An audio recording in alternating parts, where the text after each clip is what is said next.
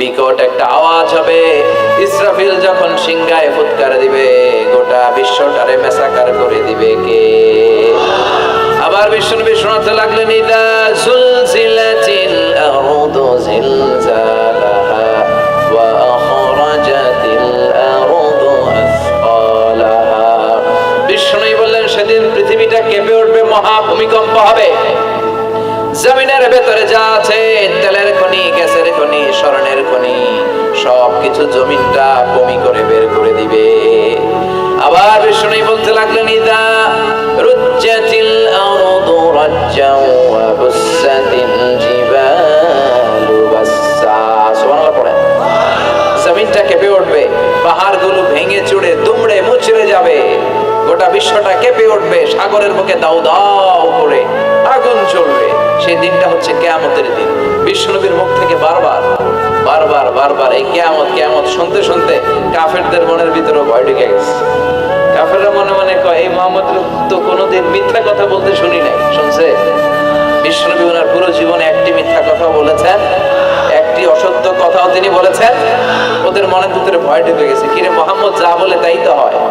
এই যে মুহাম্মদ বারবার বারবার কিয়ামতের কথা বলতেছে, যদি সত্য হয়, যদি, চলো মুহাম্মদের জিজ্ঞেস করি যে এই যে কিয়ামতের কথা তুমি বলো, এটা কবে হবে? সুবহানাল্লাহ পড়বেন না? সবাই এসে জিজ্ঞেস করলো, মুহাম্মদ তুমি তো মিথ্যা বলো না, তুমি সত্যবাদী আর সাদিক আল আমিন, তুমি বলো কিয়ামত হবে। আমাদের জানতে বড় মন চায়, কিয়ামত যে হবে, কিয়ামতটা কবে হবে? আল্লাহ তখনই আয়াত নাজিল করে বললেন, নবী ওরা জিজ্ঞেস করে কিয়ামত কবে হবে, কিন্তু আপনি বলবেন কেমনে? বলতে পারে একজন, তিনি কে? ইন্নাস সাআতা লাআতিয়াতুন লা রাইবা ফিহা ওয়ালাকিন্না আকসারান নাসি লা ইউমিনুন। আল্লাহ বললেন কিয়ামতটা হবেই হবে, এতে কোনো সন্দেহ নাই। সন্দেহ আছে নাকি? এটা কিন্তু ঈমানের সাথে সম্পৃক্ত।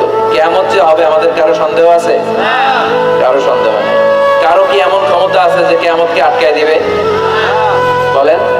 পৃথিবীর কোন প্রধানমন্ত্রী, প্রেসিডেন্ট, পুলিশ প্রধান, র্যাবের প্রধান, বিডিআর, সেনাবাহিনী, Donald Trump, Barack Obama, George W Bush, Vladimir Putin, Narendra Modi, পৃথিবীর কেউ এই কিয়ামতকে আটকায় রাখতে পারে?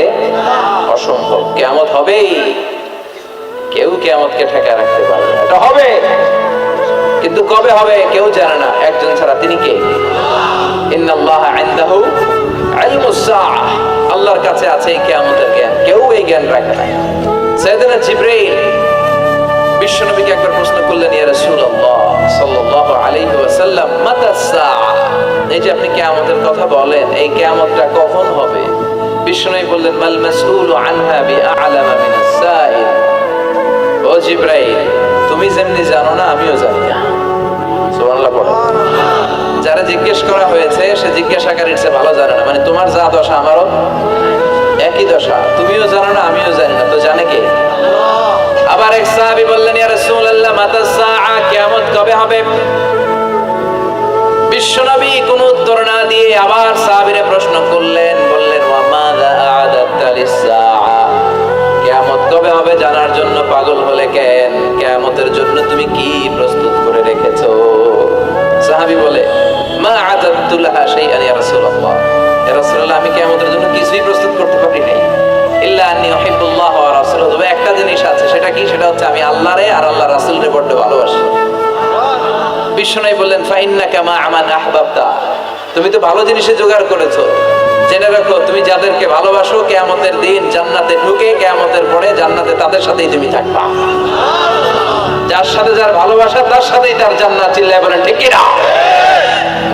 তাহলে বোঝা গেল এই কিয়ামত হবেই। এই কিয়ামতে কেউ ঠেকায় রাখতে পারে না। আর কিয়ামত কবে হবে এটা কেউ জানেও না, এমনকি জিবরাইলও জানতেন না। সাইয়েদনা জিবরাইল, এমনকি বিশ্বনবী মুহাম্মদ রাসূলুল্লাহ সাল্লাল্লাহু আলাইহি ওয়াসাল্লামও জানতেন না। জানে শুধু একজন, তিনি কে? কিন্তু অনেকে দেখবেন ইদানিং কালে বলে ফেলে যে অমুক সালে কিয়ামত। আছে না নাই? বই করে নাই এগুলা? হ্যাঁ, অনেক জায়গায় কিন্তু এরকম বলে 25 সালে কিয়ামত, 30 সালে, 35, 40। এটা বলার ক্ষমতা আপনারা দিয়েছে কে? এটা তো মিনাল উমুর আল গাইবিয়াত, অদৃশ্যের খবর। অদৃশ্যের খবর তো কেউ জানে না, কে জানে? অদৃশ্যের খবরের ব্যাপারে কিছু বলতে চাওয়া মানে অদৃশ্যের ব্যাপারে হস্তক্ষেপ করা, এটা কুফর। কথা বলেন। এজন্য কিয়ামত কবে হবে এক্সাক্ট টাইম আমরা কেউ জানি না, এটা আল্লাহ। বিশ্বনবীও জানতেন না। তবে বিশ্বনবী কিয়ামতের কিছু আলামত আমাদের সাথে শেয়ার করেছেন। হাদিসের পরতে পরতে, হাদিসের প্রামাণ্য কিতাবগুলোতে যখন আপনি পড়বেন, চ্যাপ্টারগুলোতে পড়বেন, বিভিন্ন জায়গায়, বিভিন্ন নসিহাতে, বিভিন্ন আলোচনায় বিশ্বনবী মুহাম্মদ রাসূলুল্লাহ তিনি বর্ণনা করেছেন যে কিয়ামতের আগ দিয়ে গোটা বিশ্বের, গোটা পৃথিবীর সামাজিক অবস্থা, রাষ্ট্রীয় অবস্থা, পারিবারিক অবস্থা এরকম হবে। কি কি আলামত বিশ্বনবী বলে গেলেন আমাদের জানার দরকার আছে না নাই? আমরাও কিন্তু অবাক করা কোনো কাণ্ড দেখলে বলে ফেলে এটা কিয়ামতের আলামত, বলি না? কথা বলেন। আমরা যদি বেহায়াপনা দেখি, বিশেষ করে ধর্মপ্রাণ মুরব্বী যারা আছে, এরা বেহায়াপনা দেখলে সহ্য করতে পারে না। এরা বলে এগুলো কিয়ামতের আলামত, আছে না নাই? কিয়ামতের আলামত। আমি এরকম দেখেছি যে একটা সন্তান মায়ের পেট থেকে ভূমিষ্ঠ হয়েছে, কিন্তু ওই সন্তানের মাথা দুইটা। কয়টা? আছে না নাই? তো এগুলো দেখলে আমরা কি বলি? কিয়ামতের আলামত। কিন্তু বিশ্বনবী কিয়ামতের আলামতের ব্যাপারে কি বললেন, আমাদের কি শোনালেন, জানতে মনে চায়? কথা বলেন, শুনতে মনে চায়? আসেন আজকের এই চমৎকার রজনীতে কিয়ামতের আলামতের ব্যাপারে, আলামাতুল কিয়ামা, আশরাতুস সাআ, আস-সুগরা ওয়াল কুবরা, এগুলো আমরা জানার চেষ্টা করি। আপনি বিশ্বনবীর মুখনিসৃত এই বাণীগুলো যদি শুনেন যে কিয়ামতের আলামতের ব্যাপারে বিশ্বনবী কি বলেছে, শুনলে আপনার গা শিহরিয়ে উঠবে। আপনার মনে হবে বিশ্বনবী যেন এই একবিংশ শতাব্দীর দিকে তাকিয়ে তাকিয়ে বলে গিয়েছিলেন। মনে হবে যেন বিশ্বনবী বাংলাদেশের এই পরিবেশটা দেখে দেখে বলেছেন। প্রায় প্রতিটাই আমাদের সমাজের সাথে, আমাদের দেশের সাথে, আমাদের পরিবেশের সাথে খাপ খেয়ে যায়। কিয়ামতের আলামতগুলো দুই ভাগে বিভক্ত। একটু আওয়াজ করে উত্তর দিতে হবে, কয় ভাগ? একটা ছোট আলামত আর একটা বড় আলামত। চিল্লায় বলেন একটা, আরেকটা, আবার বলেন একটা, আরেকটা। বড় আলামত মোট 10টা। কয়টা? আল্লাহর মেহেরবানি 10টার একটাও প্রকাশ পায় নাই, একটাও প্রকাশ পায় নাই। কিন্তু কিয়ামতের ছোট আলামতগুলো অনেকগুলো আলামত, 30, 40, 35 এরকম হয়ে যাবে। এই ছোট আলামতগুলোর বেশিরভাগই আমাদের সমাজে প্রকাশিত হতে শুরু করেছে। যেগুলো হয় নাই এগুলো হওয়ার পথে, বেশিরভাগ সমাজে প্রকাশ পেয়ে গিয়েছে। আশরাতুস সাআ, আস-সুগরা ওয়াল কুবরা। আমরা আজকে কিয়ামতের ছোট আলামত, the minor signs of the day of judgment, কিয়ামত আসার আগ দিয়ে কি কি ছোট আলামত আমাদের সমাজে দেখা যাবে, এগুলো নিয়ে আমরা কিছু কথা শুনবো। আওয়াজ করে পড়েন ইনশাআল্লাহ। উদ্দেশ্য হচ্ছে এগুলো জেনে আমরা সচেতন হব। কি হব? আমরা আখিরাতের ব্যাপারে সচেতন হব এবং নিজেদেরকে গড়ব এবং আমলের পরিমাণ এমন ভাবে বাড়াবো যাতে আমাদের আখিরাতটা সুন্দর হয়। ঠিক কিনা? আমাদের অনেকেরই এই ইখলাস জিনিসটার খুব অভাব। এটা নাই, এটার ঘাটতি। আমরা আল্লাহর কাছে কামনা করি, আল্লাহ তুমি আমাদের হৃদয় ইখলাস দিয়ে পরিপূর্ণ করো। আল্লাহুম্মা রযুকনা ইখলাস, আল্লাহ তুমি আমাদেরকে ইখলাসকে রিজিক হিসেবে দাও। এই ইখলাসের নামে কোরআনে একটা সূরা আছে না নাই? সূরার নাম কি? কুল হুয়াল্লাহু আল্লাহু লাম ইয়ালিদ ওয়া লাম ইয়াকুল লাহু। এখানে আল্লাহ তাওহীদের কথা বলেছেন, ইখলাসের কথা বলেছেন। এজন্য আমরা যেন ইখলাসের সাথে শুনি, ইখলাসের সাথে আমল করি। আল্লাহ তুমি তৌফিক দাও। ঠিক না বেজার? এজন্য প্রত্যেক সালাত শেষে আমরা পড়ি রাদিতু বিল্লাহি ওয়া বিল ইসলামি ওয়া বি মুহাম্মাদিন। এগুলো পড়েন তো আপনারা, নাকি নামাজ শেষে মুনাজাতের জন্য বসে থাকেন? আল্লাহুম্মা আমিন ইয়া আরহামার রাহিমিন, এরকম একটা মুনাজাত দেয় না দেশে? তাড়াহুড়ো করে, তাসবিহগুলো পড়তে চায় না। তাসবিহ পড়বেন। বিশ্বনবী সালাম ফেরানোর পরে আল্লাহু আকবার বলে আওয়াজ করতেন। এরপর 3 বার পড়তেন আস্তাগফিরুল্লাহ, আস্তাগফিরুল্লাহ, আস্তাগফিরুল্লাহ। এরপর বিশ্বনবী 33 বার সুবহানাল্লাহ পড়তেন, 33 বার আলহামদুলিল্লাহ পড়তেন, 34 বার আল্লাহু আকবার পড়তেন। আয়াতুল কুরসি পড়তেন, আপনারা পড়েন? মান ক্বারা আয়াতাল কুরসি দুবুরা কুল্লি সালাতিন মাকতুবাতিন লাম ইয়ামনাহু মিন দুখুলিল জান্নাতি ইল্লাল মাউত। প্রত্যেক ফরজ সালাতের পরে কেউ যদি আয়াতুল কুরসি পড়ে তাহলে তার জান্নাতে ঢোকার ক্ষেত্রে আর কোনো কিছুই বাধা থাকে না, একটা জিনিস ছাড়া, সেটা হচ্ছে তার মরণ। সে মরে না, তাই জান্নাতে যায় না, মরলেই জান্নাতি। কি সুন্দর সুন্দর দোয়া, এগুলো আমরা পড়ি না। বিশ্বনবী তাসবিহগুলো আঙ্গুলের গিড়ায় পড়তেন। কোথায় পড়তেন? এইভাবে। আব্দুল্লাহ ইবনে আমর ইবনে আল-আস রাদিয়াল্লাহু তাআলা আনহু বর্ণনা করেন, রাআইতু রাসূলুল্লাহ সাল্লাল্লাহু আলাইহি ওয়াসাল্লাম ইয়াকিদু তাসবিহা ফি ইয়ামিনিহি। তিনি বলেন, আমি বিশ্বনবীকে নামাজের পরে এই ডান হাতের গিড়ায় গুনে গুনে তাসবিহ পড়তে দেখেছি। ডান হাতটা উপরের দিকে করেন। ডান হাত আছে না সবার? হাত কয়টা আমাদের? একটা ডান হাত, একটা বাম হাত। এই পৃথিবীতে মানুষগুলো দুই পন্থী, একটা ডানপন্থী আর একটা। আমরা কোন পন্থী? চিল্লায় বলেন, আমরা কোন পন্থী? এই ডান হাতের এই গিটগুলোর মধ্যে পড়বেন। তাসবিহ দিয়ে পড়া জায়েজ, কিন্তু এইটা পড়া সুন্নাহ। এইভাবে সুবহানাল্লাহ করে পড়া সুন্নাহ। আলহামদুলিল্লাহ পড়েন। এরপরে বিশ্বনবী বলতেন, আহাব্বুল কালাম ইলাল্লাহি আরবাআ। আল্লাহর কাছে সবচেয়ে প্রিয় কথা চারটি, সুবহানাল্লাহ, আলহামদুলিল্লাহ, লা ইলাহা ইল্লাল্লাহ, আল্লাহু আকবার। সুবহানাল্লাহ পড়েন। এই তাসবিহগুলো লোকজন পড়তে চায় না। আর সবচেয়ে শ্রেষ্ঠ জিকির হচ্ছে আফদালু যিকরি লা ইলাহা ইল্লাল্লাহ। সব সময় এই জিকিরটা দিয়ে বিশ্বনবী জিহ্বাটারে ভিজিয়ে রাখতে বলেছেন। লা ইয়াজালু লিসানুকা রাতাবান মিন যিকরিল্লাহ। সব সময় তোমার জিহ্বাটা যেন আল্লাহর জিকির দিয়ে ভিজে থাকে। সব সময় আল্লাহর নাম জিহ্বায় রাখলে লাভ না লস? কত অবসর সময় আমরা কাটাই, তাই না? বাস স্টেশনে দাঁড়িয়ে থাকি, বাস আসে না, অবসরে বসে থাকি, সময় কাটে না, তখন আমরা কি করবো? লা ইলাহা।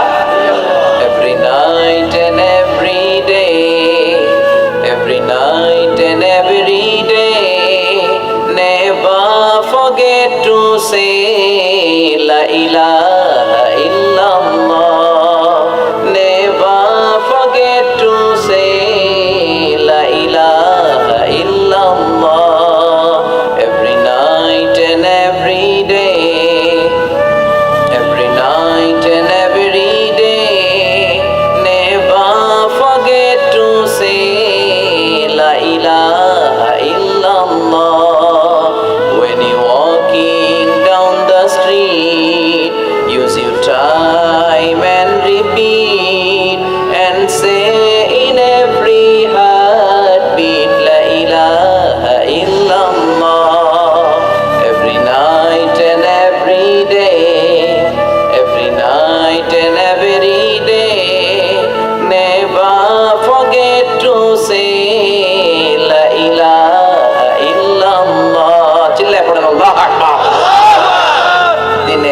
যখনই আমরা অবসর পাবো আমরা কি করবো? লা ইলাহা ইল্লাল্লাহ। আর সবকিছু করবো একজনের খুশির জন্য, তিনি কে? আল্লাহর খুশির জন্য করলেই ওই কাজে আপনি সওয়াব পাবেন। আর লোক দেখানো মানসিকতা নিয়ে যদি আমরা কোনো ইবাদত করি, সওয়াব পাওয়া যাবে? মানুষকে দেখাতে যদি আমরা সালাত পড়ি, মানুষকে দেখানোর জন্য যদি রোজা করি, মানুষকে দেখানোর জন্য যদি দাঁড়িয়ে রাখি, মানুষকে দেখানোর জন্য যদি হজ করি, জিকির করি, দান করি, এটার কোনো দাম আছে? কথা বলেন। মিজানের পাল্লায় এটারে উঠাই দিলে এটার কোনো ওজনই হবে না। নাউজুবিল্লাহ পড়ি। আর আপনি আল্লাহর খুশির জন্য সামান্য ইবাদত করেছেন, সামান্য, যত সামান্য, এই সামান্য ইবাদত করে মিজানের পাল্লায় উঠিয়ে দিলে এটারে উহুদ পাহাড়ের সমান ওজন করে দিবে কে? আবার আল্লাহর কাছে সবচাইতে প্রিয় আমল ওইটা যেটা মানুষ কন্টিনিউয়াসলি করে। আহাব্বুল আ'মালি ইলাল্লাহি আদওয়ামুহা ওয়া ইন কাল্লা। যদিও পরিমাণে কম হয়, প্রতিনিয়ত যেই কাজটা বান্দারা করে ওই কাজটা আল্লাহ বেশি পছন্দ করে। সুবহানাল্লাহ পড়ে। এক রাতে এশকের ঠেলায় সারা রাত তাহাজ্জুদ পড়ছেন, আর সারা বছর এক রাতেও নাই, এরকম আছে না নাই? হ্যাঁ, কদরের রাতে খালি তাহাজ্জুদ, সারা বছর আর পড়ে না। এটা আল্লাহর কাছে বেশি প্রিয় নয়, বরং প্রতি রাতে একটু সময় সুযোগ করে 2 রাকাত 4 রাকাত, এটা আল্লাহ বেশি পছন্দ করে। এজন্য আমরা যা করব আল্লাহর খুশির জন্য করব। মারামারি করলেও, কথা বলে, বিশ্বনবীর জীবনে মারামারি আছে না নাই? তবে এটা ইসলামের পক্ষে। মাক্কি জীবনে উনি শুধু মার খেয়েছেন, মার দেন নাই। কথা বলেন। তায়েফের ময়দানে পাথরের আঘাত খেলেন, মক্কার জমিনে ওটের পচা নারী ভুঁড়ি বিশ্বনবীর কাঁধের উপর চাপিয়ে দেয়া হতো, মারধর করা হতো, পাগল বলা হতো, গণক বলা হতো, মজনুন, কাহেন, শায়ের, কবি বলা হতো। বিশ্বনবীর জীবনে গালমন্দ আছে না নাই? তার মানে এটাই প্রমাণ করে এত শ্রেষ্ঠ মানুষ হয়েও, আল আমিন হয়েও তিনি গালমন্দ থেকে বাঁচতে পারে না, সমালোচনা থেকে বাঁচতে পারে নাই। আপনি হকের কথা বললে আপনার বিরুদ্ধে সমালোচনা হবেই। যেই গাছের মধ্যে ফল আছে ওই গাছে ঢিল ছোড়া হয়, যে আম গাছে আম নাই ওইটাতে কেউ ঢিল ছোড়ে না। আপনি যদি হকের পক্ষে থাকেন, আপনি হকের পক্ষে আছেন না নাই কিভাবে বুঝবেন? যদি আপনার গালমন্দ করে, আপনার পিছু পিছু যদি লাগে, আপনার সমালোচনা যদি শুরু হয়ে যায়, বাতিলের তীর অন্য কোথাও না যেয়ে যদি আপনার বুকে এসে বিধে, বুঝতে হবে আপনি বাতিল নন, আপনি হক। চিল্লা এখন ঠিক কিনা? ইমাম ইবনে তাইমিয়াকে জিজ্ঞেস করা হয়েছিল হক দল কোনটা, চিনব কি করে? ইমাম ইবনে তাইমিয়া বললেন, হক দল কোনটা এটা আমরা চিনতে ভুল করলেও বাতিলরা ভুল করে না। বাতিলরা যেই দলের দিকে তীর ছোড়ে, সমালোচনার তীরবান ছুড়ে, জুলুম, নির্যাতন, অত্যাচার, জেল জরিমানা দিয়ে তাদের জীবনটাকে জাহান্নাম করে দেয়, তারাই হকের উপর দণ্ডায়মান আছে, এটা তোমরা ভেবে নিবা।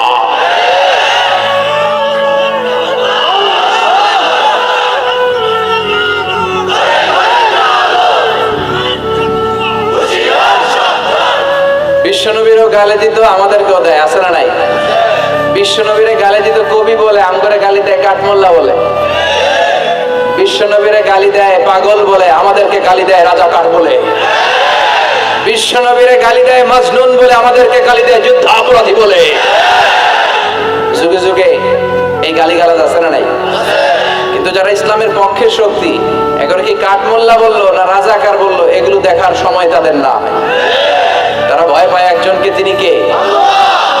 আল্লাহর কাছে যে মাথাটা নত হয়, পৃথিবীর কারো কাছে ওই মাথা নত হয়? আমাদের স্বপ্ন যে আমরা বাংলাদেশে ইসলামকে বিজয়ী শক্তি হিসেবে দেখতে চাই।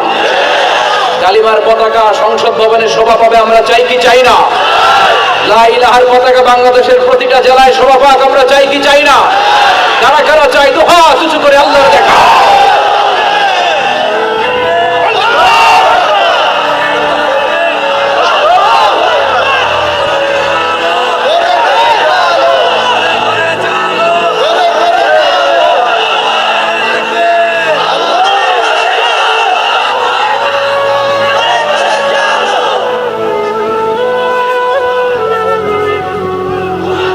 ইসলামের জন্য আল্লাহ আমাদের এই ভালোবাসা, আমাদের এই আবেগ, আমাদের এই উচ্ছ্বাস, আমাদের এই স্বপ্নকে তুমি কবুল করো।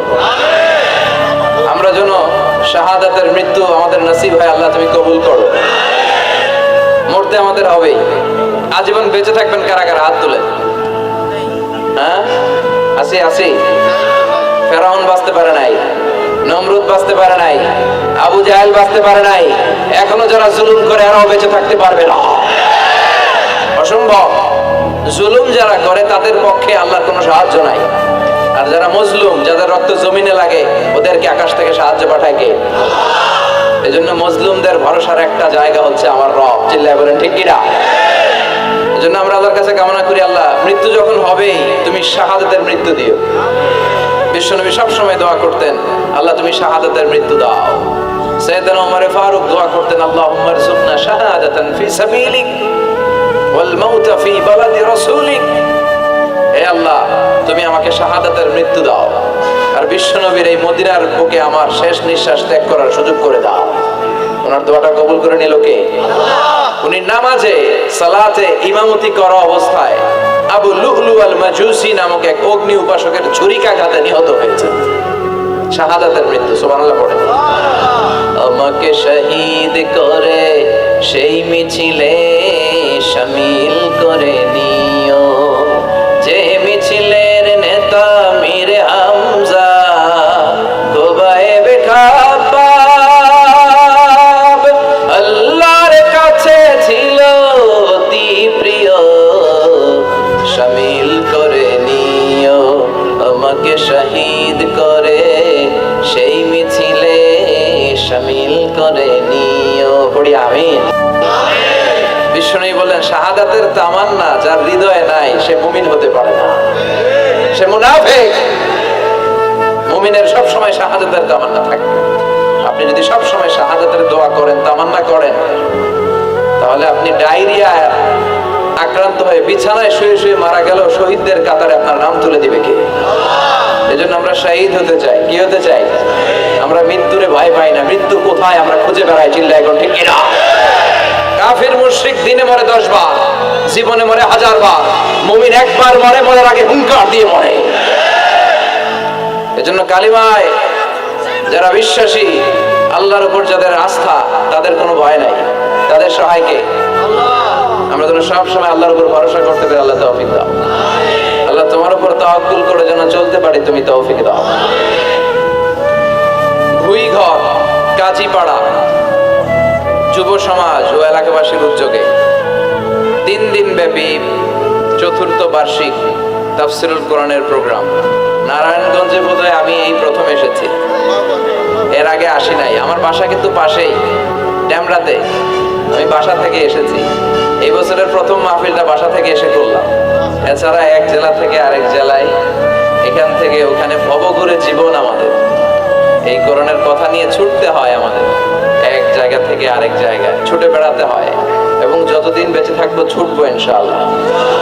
আল্লাহ তুমি তৌফিক দাও। আজকে দ্বিতীয় রজনী। প্রথম রজনীতে কথা বলেছেন হযরত মাওলানা কামরুল ইসলাম সাইদ আনসারী ভাই, আসছিল তো না? আলহামদুলিল্লাহ। আর আগামীকাল শেষ রজনী, সমাপনী রজনীতে কথা বলবে আমার খুব প্রিয় আমার ভাই হযরত মাওলানা সাদিকুর রহমান আল আজহারী। একসাথে আমরা মিশরে পড়াশোনা করেছি। আপনারা আগামীকাল আসবেন তো ইনশাআল্লাহ। এই প্রোগ্রামের সভাপতি হচ্ছে আলহাজ এ.কে.এম. আফজাল হোসেন। আচ্ছা, আগামীকাল। আজকে সভাপতি হচ্ছে আলহাজ মোহাম্মদ শাহিন খন্দকার ভাই, দেখা হলো। প্রধান অতিথি এম কামাল উদ্দিন, উনি আসছে। আচ্ছা, যারাই এসেছে প্রত্যেকের জন্য আল্লাহ যেন এই মাহফিলটা আমাদের নাজাতের ওসিলা বানায়। 4 বছর ধরে এই ময়দানে কথা হয়, আমরা চাই এটা আজীবন চলুক, ঠিক কিনা? আল্লাহ তুমি কবুল করো। আমি আমার খুতবার শুরুতে সূরাতু আন-নাজিআত থেকে 3টা আয়াত তেলাওয়াত করেছি। আয়াত নম্বর 42, আয়াত নম্বর 43, আয়াত নম্বর 44। এই আয়াতে আল্লাহ তাআলা বলছেন, হে নবী, লোকেরা আপনাকে কিয়ামতের ব্যাপারে জিজ্ঞেস করে। আপনি কিয়ামতের ব্যাপারে কি বলবেন? আপনি তো কিছু জানেন না এই ব্যাপারে। এই ব্যাপারে জানে কে? বিশ্বনবী যখন মক্কার জমিনে কিয়ামতের ব্যাপারে বারবার মক্কার লোকদেরকে সাবধান করতে শুরু করলো যে এই দিন দিন না, আরো দিন।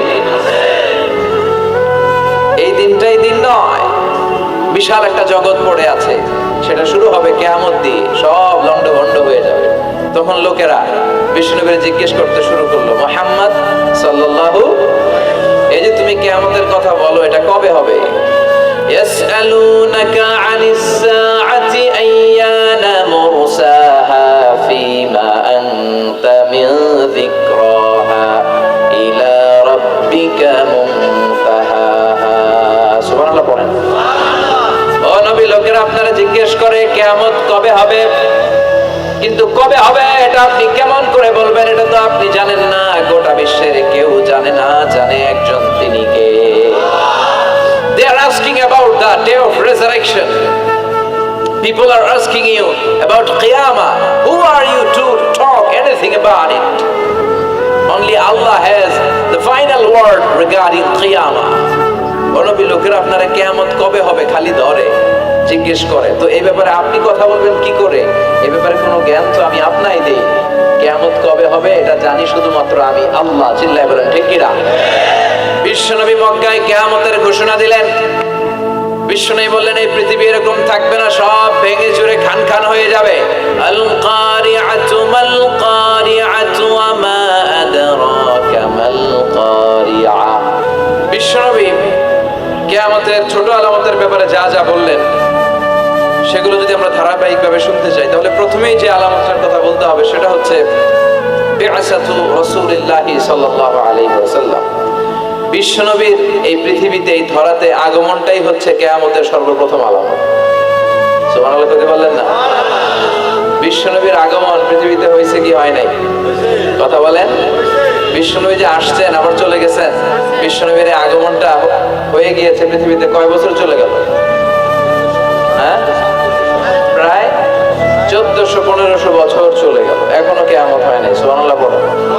বিশ্বনবী বলতেন বুইস্তু আনা ওয়া সাআতু কাহাতাইন, আমি এবং কিয়ামত এইভাবে পিঠাপিঠি হয়ে নাজিল হয়েছে। এই আঙ্গুল থেকে এই আঙ্গুলের মাঝখানে যেমনি তেমন কোনো ব্যবধান নাই, আমি বিশ্বনবী আর কিয়ামতের মাঝখানেও তেমন কোনো ব্যবধান নাই।